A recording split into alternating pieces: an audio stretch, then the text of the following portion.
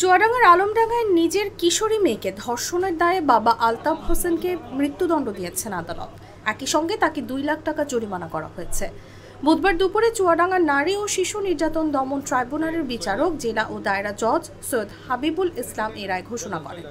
দণ্ডিত আলতাফ সাতক্ষীরার শ্যামনগরের দাতিনাখালী গ্রামের বাসিন্দা। বিয়ের পর 2008 সাল থেকেই তিনি ঘরজামাই হিসেবে চুয়াডাঙ্গার আলমডাঙ্গায় বসবাস করে আসছিলেন।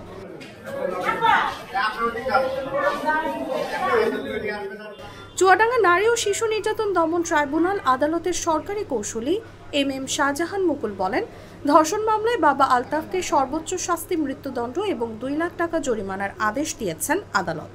পিতা কর্তৃক নিজ কন্যাকে ধর্ষণের চাঞ্চল্যকর একটা মামলা আজকে রায়ের জন্য দিন ছিল। মামলায় বেজারকারী তার নিজ কন্যাকে ঔরসজাত পিতা অস্ত্রের মুখে ভয় দেখিয়ে ধর্ষণ করেছে। এই মামলায় আসামি নিজে তার দোষ স্বীকার করেছে। ভিকটিম অর্থাৎ আসামির কন্যা বিজ্ঞ ম্যাজিস্ট্রেটের কাছে জবানবন্দি দিয়েছে 22 ধারার বিধান মতে। আজকে মাননীয় আদালত মামলার বিস্তারিত বর্ণনা এবং প্রয়োজনীয় এবং দালিলিক এভিডেন্স বিবেচনা করে সর্বোচ্চ শাস্তি মৃত্যুদণ্ডের আদেশ রায় দিয়েছেন। পিতা কর্তৃক সন্তানকে বা অন্য যে কেউ হোক না কেন ধর্ষণের ঘটনা খুবই জঘন্য। সে কারণে সামাজিক শৃঙ্খলা এবং সামাজিক অবস্থা বিবেচনা করে এই রায় যথার্থ হয়েছে। এই রায়ে রাষ্ট্রপক্ষ সন্তুষ্ট এবং বাদী যিনি মামলা করেছেন এবং যিনি ভিকটিম তারা সন্তুষ্ট এই রায়ে, এবং ভবিষ্যতে যাতে করে এই ধরনের ঘটনার পুনরাবৃত্তি না করতে পারে এই কারণে এই রায় সর্বোচ্চ রায়। সমাজে সর্বস্তরে এই রায়ের বিষয় রায়ের প্রকাশ ছড়িয়ে দেওয়া হোক এবং সমাজ জানুক যে ঘৃণিত অপরাধের শাস্তি মৃত্যুদণ্ড। এই ভয়ে এই অপরাধ যেন কেউ না করতে পারে এই আশা করি।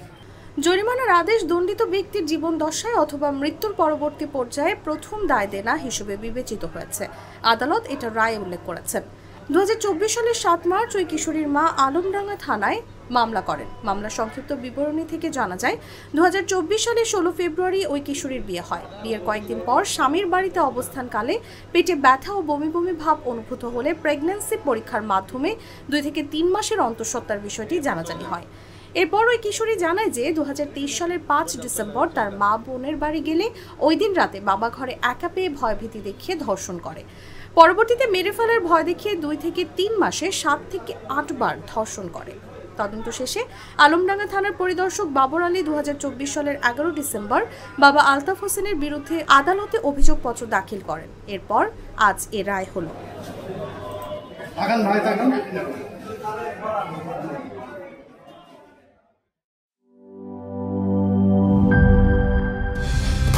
কালার এক্সপার্ট, জর্জ স্যাপ এবং মাইল্ড অন হ্যান্ডস টেকনোলজি সমৃদ্ধ অরিক্স ক্রিস্টাল ওয়াশ আপনার লন্ড্রি এক্সপার্ট।